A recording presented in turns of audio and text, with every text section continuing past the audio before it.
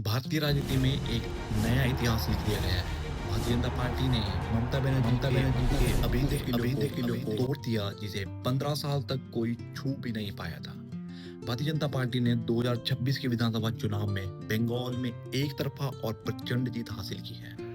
बंगाल की 294 सीटों में से भाजपा ने 200 से अधिक सीटों पर कब्जा जमा लिया है। इतना बड़ा उल्टफेर आखिर हुआ कैसे? भाजपा की इस जीत को समझने से पहले हमें उन कारणों को समझना पड़ेगा जिसने 15 साल से राज कर रही टीएमसी को इतना कमजोर कर दिया। रोजगार की कमी होने के कारण स्थानीय युवाओं को दूसरे राज्य में मजबूरन नौकरी करने के लिए जाना पड़ता था, जिससे मिडिल क्लास के लोगों में एक बहुत बड़ी नाराजगी देखी गई थी। भाजपा की यह जीत टीएमसी के खिलाफ गुस्से का नतीजा नहीं थी, बल्कि इसके पीछे भाजपा की ठोस और सुनियोजित रणनीति थी।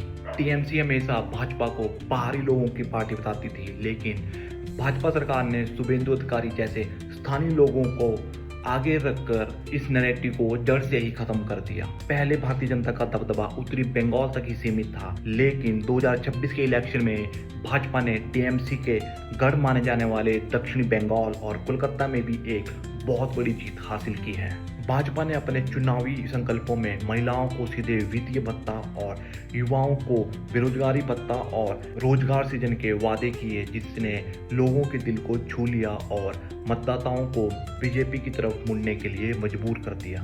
तो अब बंगाल में क्या होगा? अब जैसे बंगाल में भारतीय जनता पार्टी नई सरकार बनाने जा रही है, तो लोगों को सरकार से क्या उम्मीदें रहेंगी? पहला, कानून और व्यवस्था में सुधार। प्रधानमंत्री मोदी ने राज्य में शांति और कानून राज को स्थापित करने का संकल्प लिया है। नंबर 2, प्रमुख नीतियों पर एक्शन लेना। अब बंगाल में सीईए, यूसीसी और सीमा पार तस्करी पर कड़े एक्शन की उम्मीद है। नंबर 3, आर्थिक सुधार की चुनौती।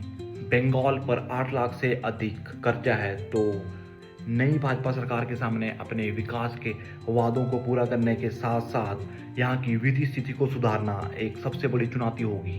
बंगाल का यह चुनावी नतीजा भारतीय राजनीति का एक बहुत बड़ा टर्निंग पॉइंट है। यह एक नए युग की शुरुआत का आगाज है।